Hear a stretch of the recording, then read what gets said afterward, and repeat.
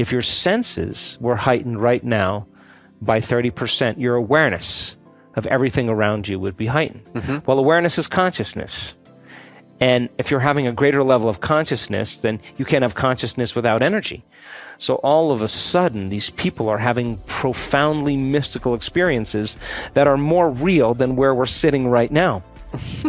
And then if experience enriches the brain, and it does, and experience produces emotions, and it does, the person is having that full-on experience that's inward, that's more real than the betrayal or the trauma than their past. There's an immediate reorganization of the neural architecture. There's a whole new emotional signal that's turning on new genes and turning off old genes. And you could say that in one instant, the past is washed away. And the person comes back to their senses and they say, I don't need my hearing aid. I can hear. The person says, I don't know what that was, but I have no pain in my body. I don't know what that was, but I couldn't feel my feet. But now I can walk and I can feel my feet. My peripheral neuropathy has gone away. And now what's happening is it's happening in a shorter and shorter amount of time. And we run these week-long events now because after 19 advanced workshops, watching this happen and witnessing all the amazing supernatural changes, I wrote another book called Becoming Supernatural. How common people are doing the uncommon. And it's really based on everything I talked about and the mystical, because you only need one of those mystical experiences and you can't go back to being the same person again. You know too much. And so hormones of stress, I think, arouse the brain and body to create separation. The very chemicals cause us to narrow our focus on the material world. We become materialists and we define reality with our senses because the very chemicals of stress are what cause us to become addicted to certain emotions. And then we start using the problems and conditions in our life to reaffirm our addiction to anger or frustration or impatience or guilt or betrayal.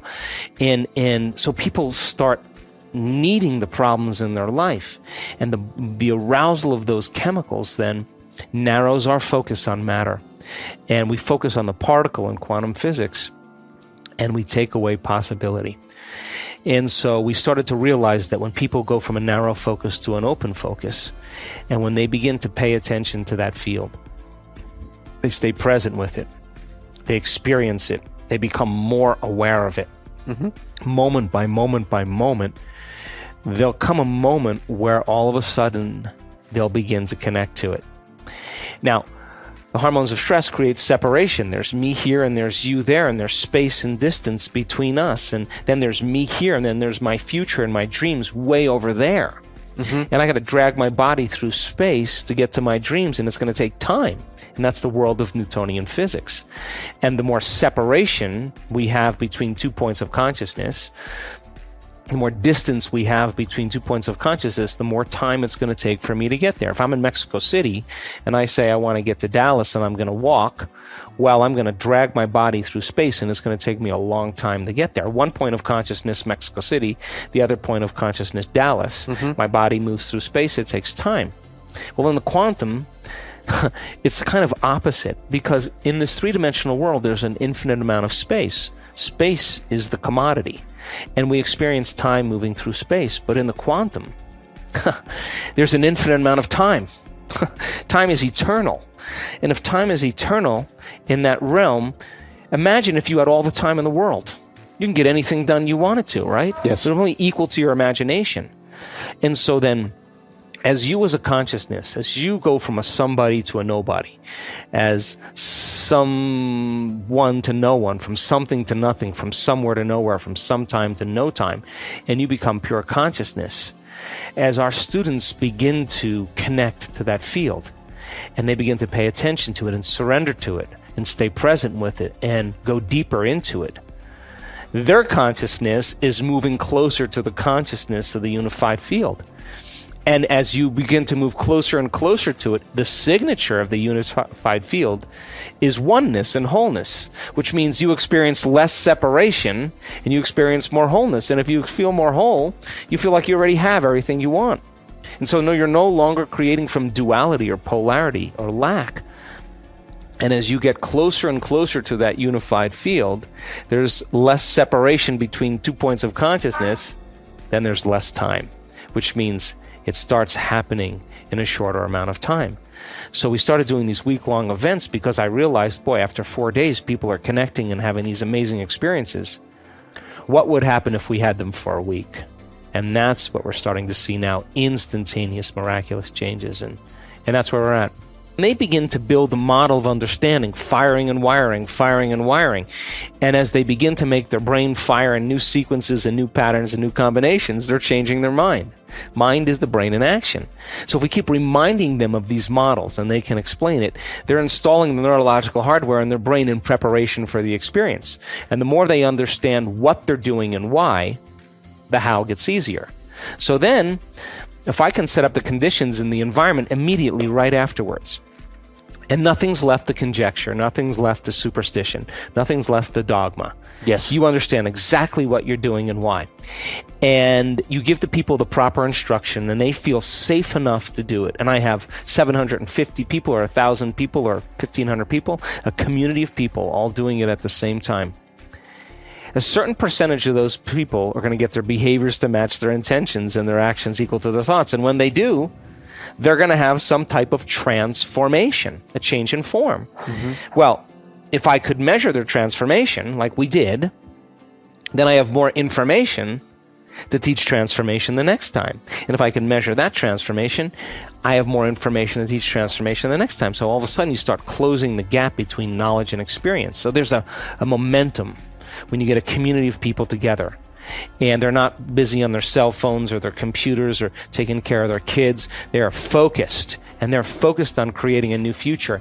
And after looking at 8,000 some odd brain scans, I can tell you that you are at your absolute best when you get beyond yourself, period. That is a fact. So you get all of a sudden now people starting to break through. And we start at 6 in the morning, and we go to 6 in the evening or 7 in the evening. Nobody complains. It's fun. And some days we're up at 4 in the morning because that is when the brain chemistry is right for the mystical. And people show up because they want the mystical more than their sleep. Yes. So if we get a community of people doing this, and the first day, it's a little bit of a challenge to break past your emotions and your frustration and your habits and all the voices in your head. But if you keep going, all of a sudden, there's a momentum. And people just start letting go. And so in 4 days, well, Saturday or Sunday, the energy of the room was off the chart. People were standing up that had all kinds of amazing healings. And I thought, what if we had 3 more days of this? We could move mountains. And so I stopped doing the 4-day advance, stopped doing the measurements because we have tons of data, although we do some measurements here and there, and do the week-longs. And let's just go. And so now in the week-long events, after looking at all the data, I know that you can create heart coherence and brain coherence because I've seen your scan. So then I say, okay, let's do something really supernatural. Let's put people in conditions in the environment that would normally evoke fear, anxiety, normally would evoke exhaustion or some type of limited state. And in that moment, have them begin to, with their eyes open, create heart coherence and brain coherence and begin to make that change. And all of a sudden, people are, in these new week-longs, they're breaking through. The people are starting to wrap their mind around these concepts. And when you start understanding that, the only thing you want is the unknown. In stress, you run from the unknown. When your heart is open, you crave it. It's an adventure. And so people are evolving because of it, and they're doing the work. And we have the evidence to show that common people around the world are doing the uncommon. And it's no longer like, this isn't really, for me, it doesn't really work. It's really like, what is it about me that's not making my way? What is it? What is the emotion? What is the unconscious belief? What is the program? And so just like an infection spreads amongst the community and creates disease, I believe that health and wellness are as infectious as disease. And when you get a community of people together and they start popping, and that happens. The last 2 week-longs, I called my staff on the stage to witness what I was witnessing. They were in tears. When you witness that, and you see what's possible, you begin to realize that we've all been hypnotized. All of this is to convince us that we're limited human beings, that we need something outside of us to make us feel better inside of us. And man, when you start grabbing onto this concept, that when the moment you start feeling no reason, and you're doing it from inside of you, and you start seeing the effects outside of you, you'll believe you're more of the creator of your life than less of a victim in your life. Because you say to a person, why are you so sad? Why are you so unhappy? They'll say, I'm unhappy because of my ex-husband. I'm unhappy because of the job. And what you're basically saying is that your outer environment is controlling how you think and feel, which means you're a victim. Yes. To your outer environment.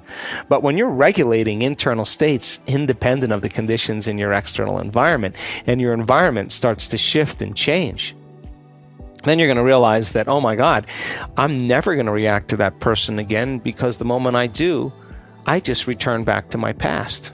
And all of a sudden, people start getting it, and they start spiraling out of their lives into new lives. And it's happening more and more, and it's happening in a shorter amount of time because people are feeling more connected.